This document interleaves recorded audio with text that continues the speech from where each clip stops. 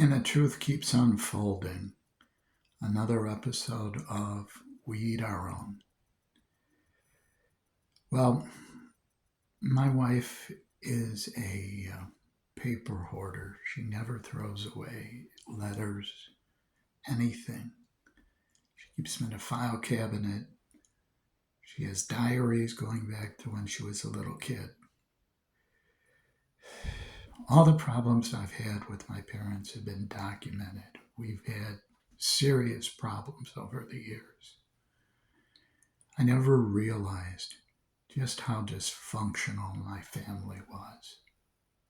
How we have to hire lawyers to sue each other. It sounds ridiculous. It is ridiculous. But I'm able to block everything out. I want to believe that I was loved. I didn't see the reality of the situation. As I said earlier, I was the product of a failed marriage. My mom and her first husband. Well, I guess never knew what he looked like until I got older. And then I took a look when I found my half-brother. And I was sent photos of what my dad, Jack, looked like. And surprisingly, we look very similar. I think as I got older, I reminded her more and more about him. And I think her attitudes towards me changed. I became the throwaway. She was pissed that she was not important to him. Couldn't handle me in any relationship because that meant that there would be separation, which is the natural course of life. You know, children get older. With God's grace, they find spouses. They build their own life. But that's not what she wanted.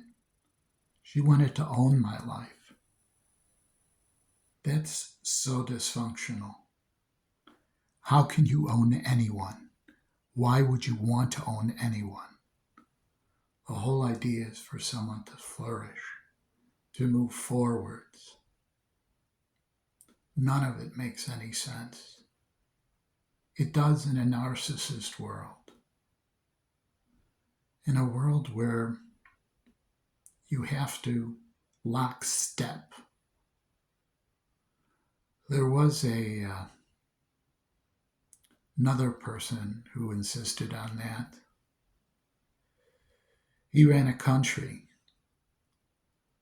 He took power in the late 30s, early 40s in Germany. I don't have to mention who his name was. We see how he destroyed people. But the destruction that he did marches on. It was said by Kurt Vonnegut that the best did not survive the camps. And I can attest to that. The man that she married was a sadist. I'm sure he had his own cowardice things in the camp and kissed ass, maybe even cooperated with the Nazis to survive. He always said, I survived, you never would. And I was a little kid at the time when he said that. That's kind of unnerving. It's sick. The whole family is sick. He always made fun of psychiatrists, psychologists. People who have mental conditions, who don't want to face up to what they have. They blame everyone else. They scapegoat. He would cheat anyone. He was unscrupulous. He didn't care as long as he got his. Well, the reason that I brought up that my wife was a pack rat and saved paperwork, we went through some of the paperwork from the different lawyers. Not only did he con me into buying a business that wasn't worth it, sold me a bill of goods, my mom went along, he knew that he could ride off the business for so many years, dominate me.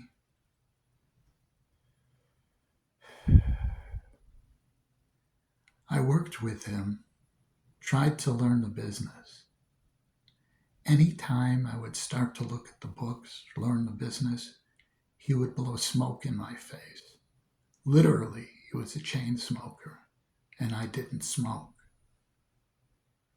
I should have seen that as what he was doing. He was a pig also. He would tip his ashes all over the place.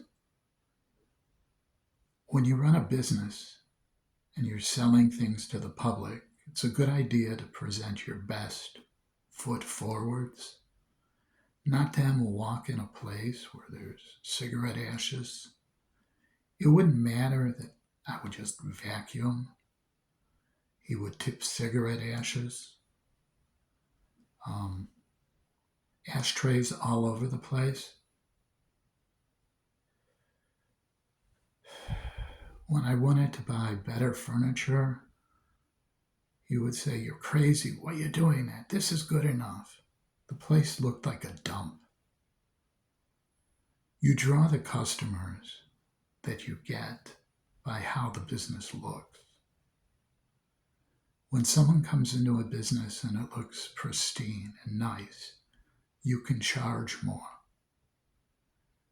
When the business looks like a dump and you're trying to charge a fair price, they think twice about it and go somewhere else.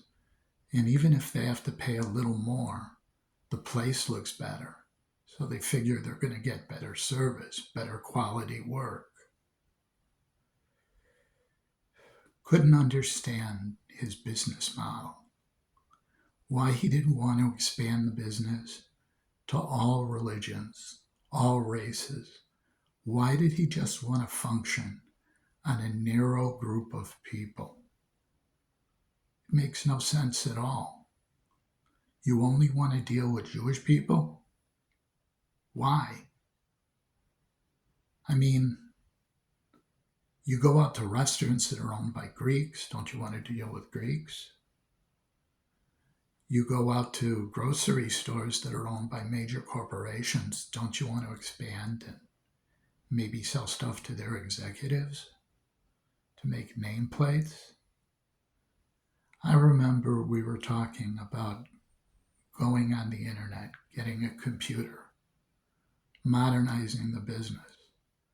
And all I heard was how computers kill a business, how the internet is useless. Today, you can't even apply for a job unless you do it on the internet.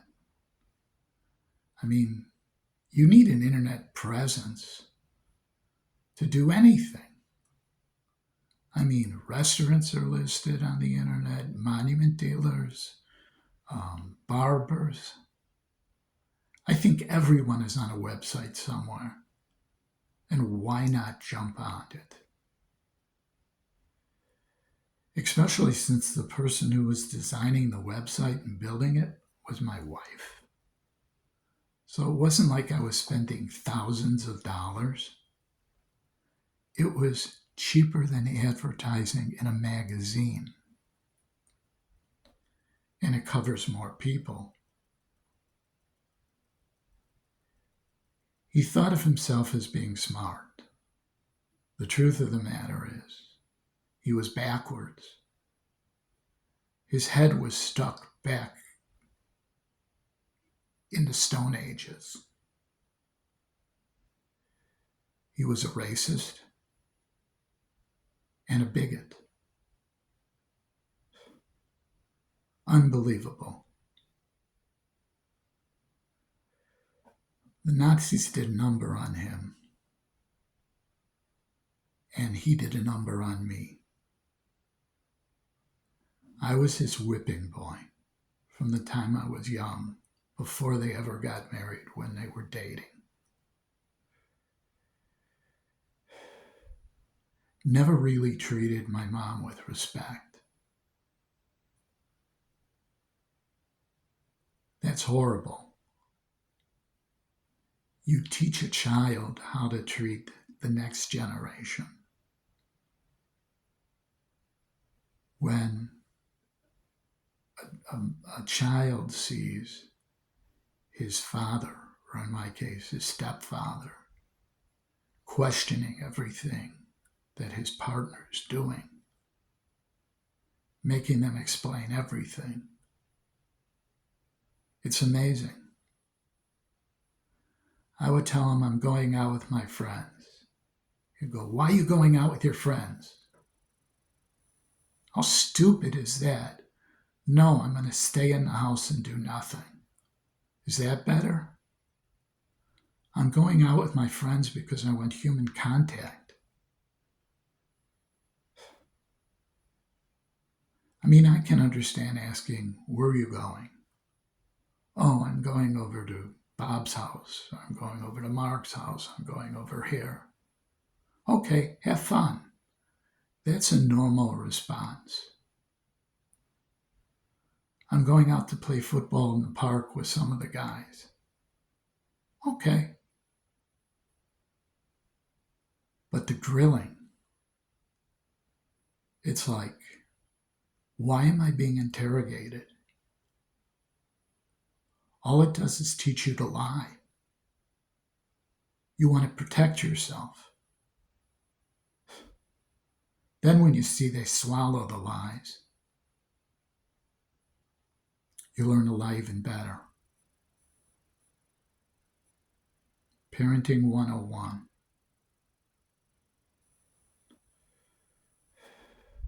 Well, such is life.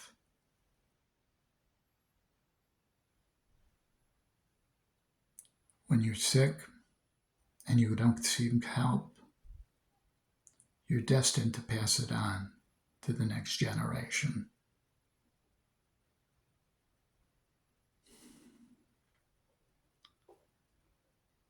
You guys have a nice night. Just a tale for those that have kids. Remember, treat your kids with respect. They'll wind up respecting you in the end.